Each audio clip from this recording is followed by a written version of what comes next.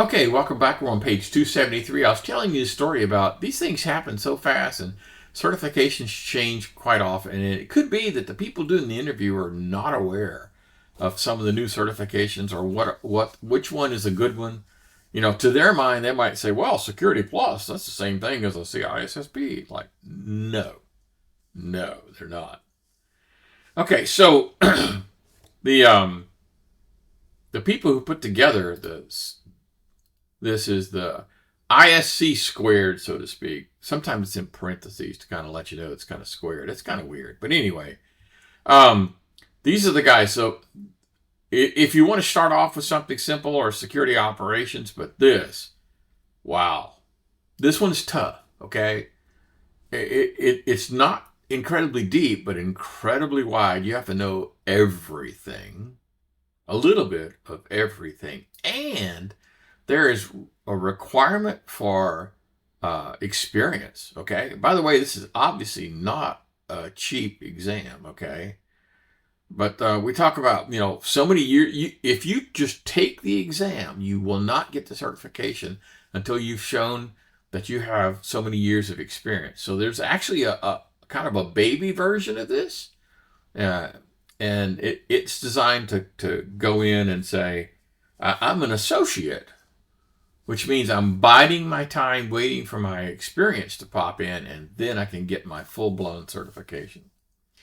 Okay, so the best one is the Certified Information Security Professional, and it's got like 100 and something questions. You get 6 hours to do the exam. Did I mention this is tough? Okay. 8 different domains as they talk about them. After the exam, it requires some sort of an endorsement for your experience. If you don't have it, then you can pass the exam, but you have to wait. Basically, we're talking about 120 hours of continuous update. In other words, continuous education. I've passed my exam, I'm done. No. Basically, over 3 years, you're going to have to include an awful lot of continuous education. And there's 3 concentrations. You could be from an architect point of view or an engineer point of view or a manager point of view. Now, that's not the only one. They have the system security, this guy. So this is more about security administration, or it's not quite as deep. We're talking about how to manage people who do security. Fewer domains, but perhaps slightly more technical in certain areas. Then there's a certified secure software oh man, this thing is crazy. Anyway, the idea is they have software security, okay? And this is for developers and managers.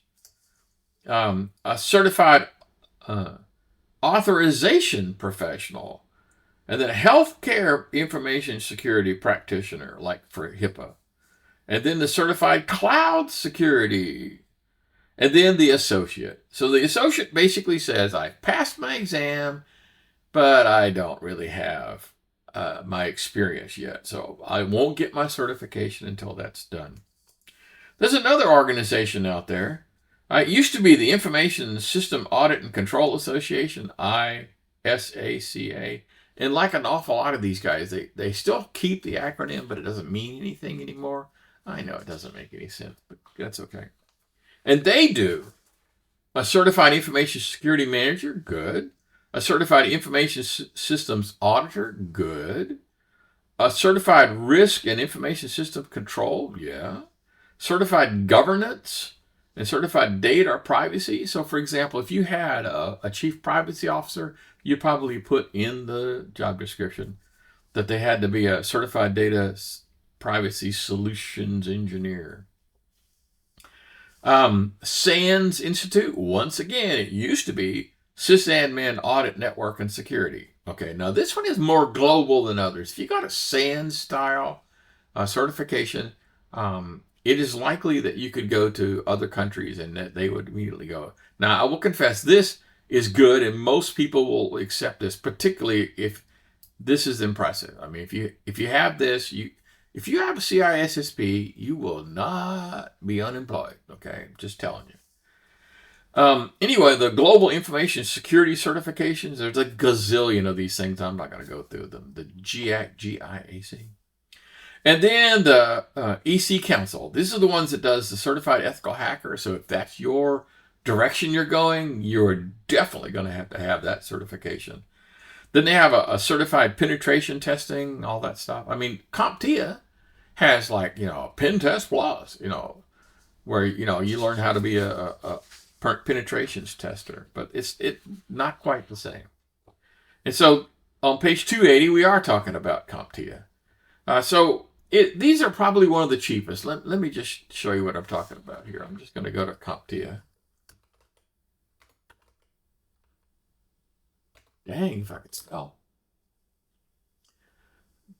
All right. So here's the CompTIA folks. Now, their certifications are not all that expensive. Average is about $200 to $300. Okay, so that's not bad. And you don't have to join any group. Like I don't have to become a member of the ACM to be able to take their thing. And I don't have to have a login and password for the the ISC squared organization.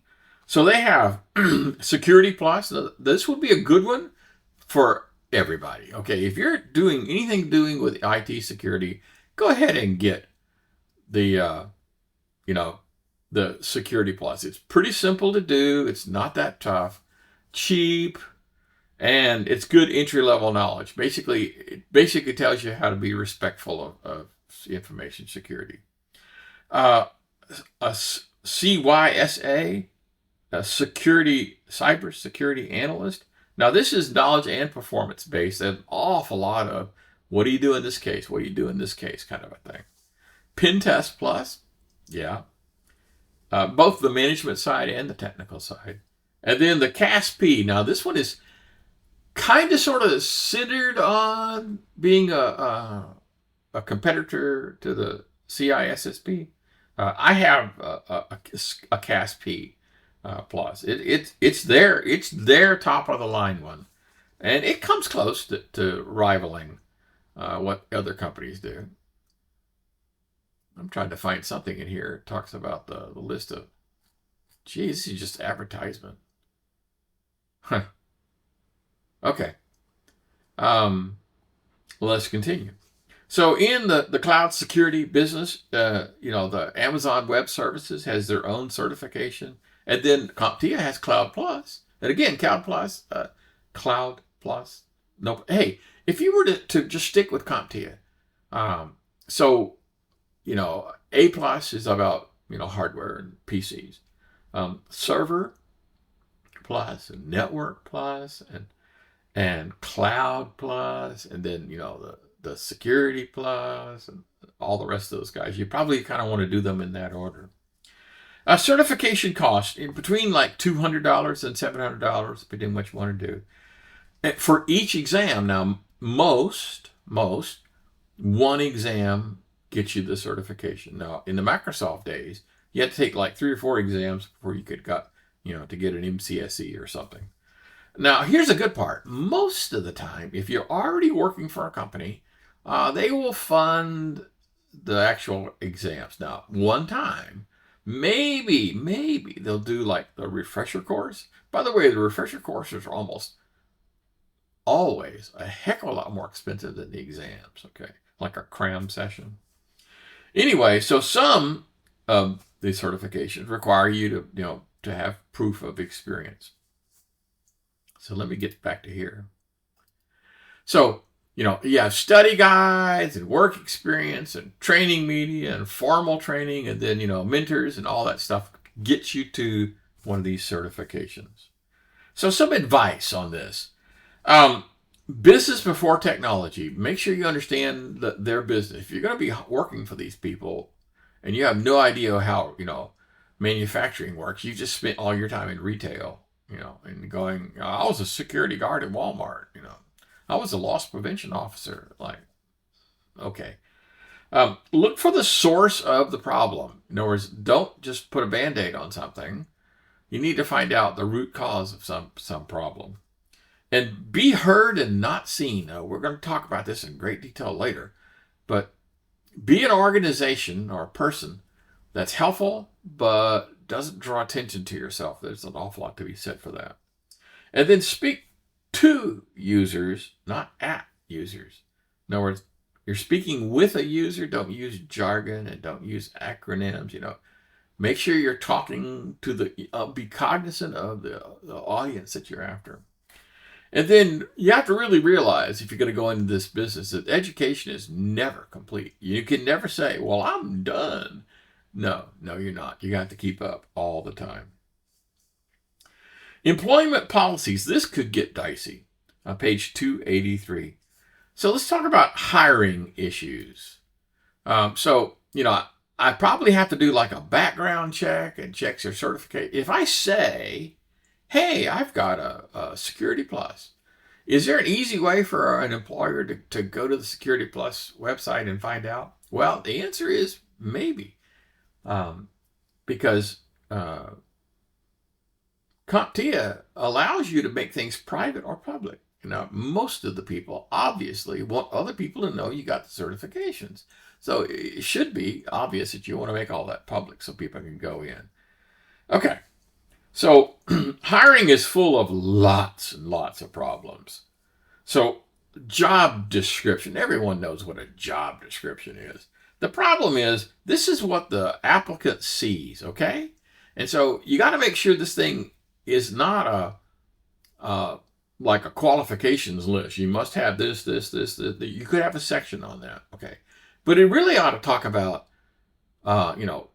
where the organization physically is, what part of the country it's in, whether there's housing available, if there's a school nearby, all the things like that. I mean, if you're trying to ask people to come work for you, you're going to have this being an attractive location you're coming to. Come to vibrant Austin, that kind of stuff. You can't just have the entire job description being, well, you need to have this experience, you need to have this knowledge. That's kind of boring. If you want people to apply, you're going to have the sugar part too. So, interviews. Now, first of all, I really don't like video style interviews. Sometimes that's absolutely a requirement, because unless you're going to, by the way, I've interviewed for organizations where they paid me to fly there to their location. Okay, that's kind of expensive, right? And so nowadays it's fairly obvious that video is an alternative and a lot cheaper than having a candidate in for an interview. You might use a video for screening a whole bunch. Like I have 100 applicants and I want to go through and kind of screen them. But when I get down to the handful, I really want to talk to them face to face. I do not want to do video interviews. I want to see how they, present themselves and their enthusiasm and all the rest of the things. Not just a headshot like what you're seeing right now. I'm not wearing pants. Okay, that's kind of dumb. So background checks. Now let me ask you a crazy question. How much can I do without your consent? Can I just do what's called a record search? This is it's like a baby version of a background check. I could go to the local police and say, tell me about this person. Have they shown up on your radar? Just a local check. Do I need your consent to do that? Nope. What if I said, hey, I want to get your credit score? Yes, that would require consent. Okay, so a credit check, yes, you must have their consent. But a local security check? No, I don't do that.